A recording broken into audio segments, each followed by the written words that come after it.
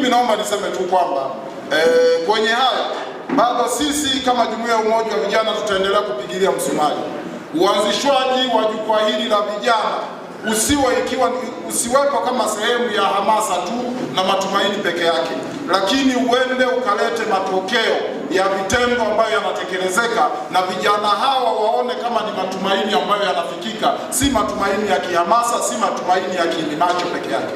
Hilo lazima niliseme, kwa sababu mimi nafahamu mpo hapa viongozi, amekuja hapa DC amezungumza, ila nimewambia mimi ni muumini sana wa kufuatilia vitu.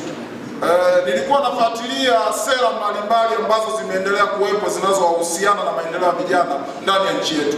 Sera ya kwanza ya maendeleo ya vijana ndani ya taifa letu ilikuwa ni ya mwaka 1996.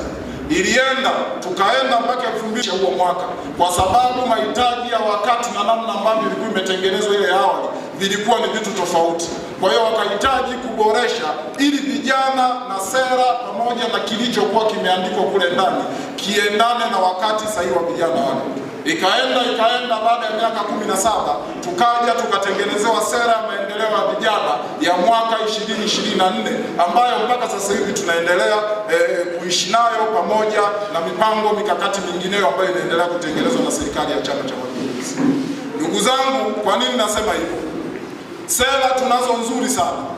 Mkijaribu kupitia kuanzia sera hiyo ya maendeleo ya vijana ya mwaka 1996, 2007 mpaka ya sasa hivi ni sera nzuri sana.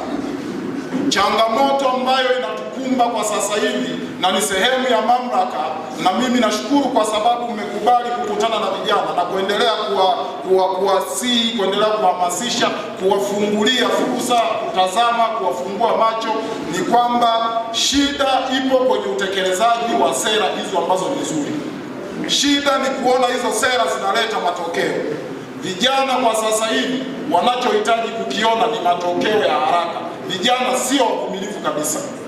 Kwa hiyo mwisho wa siku tunachokihitaji kwa bara la Afrika kwa ujumla, mataifa yote, kwa serikali zote, kwa mamlaka zote ambazo zimepewa dhamana na wananchi, hakuna serikali, hakuna mamlaka yoyote ndani ya bara la Afrika inaweza ikaongoza kwa utulivu kama ajenda za vijana, matarajio yao, malengo yao, ndoto zao hawajaziona kwenye mpango na utaratibu au kwenye matumaini ambayo yasiyotiliwa shaka hata kidogo. Sijui mnanielewa? Yawezekana msinielewe, lakini ninachowaambia na nazungumza sasa na viongozi ambao ndo wanatekeleza haya mambo yote. Kwa hiyo utulivu wa aina yoyote wa serikali yoyote ile ndani ya bara la Afrika, sijasemea kwa Tanzania peke yake, ni pale ambapo vijana wataona ndoto zao, matarajio yao na matumaini yao yapo kwenye mipango na taratibu wasizozitilia shaka hata kidogo, kwamba hapo mikono salama.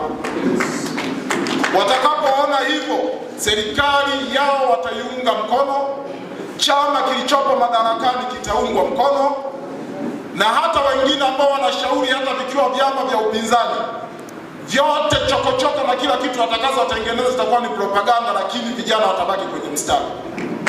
Vijana wenzangu, nawaambia hilo kwa uwazi, mimi nikiwa kama kijana wa chama tawala, nikiwa nafahamu maana ya kuletwa kwa hili jukwaa la vijana platform ni moja ya sera za Chama cha Mapinduzi ambayo ndiyo iliyopewa dhamana ya serikali ya kuongoza serikali, ambapo watumishi hawa, maafisa maendeleo pamoja na mkuu wa idara mnamuona hapa.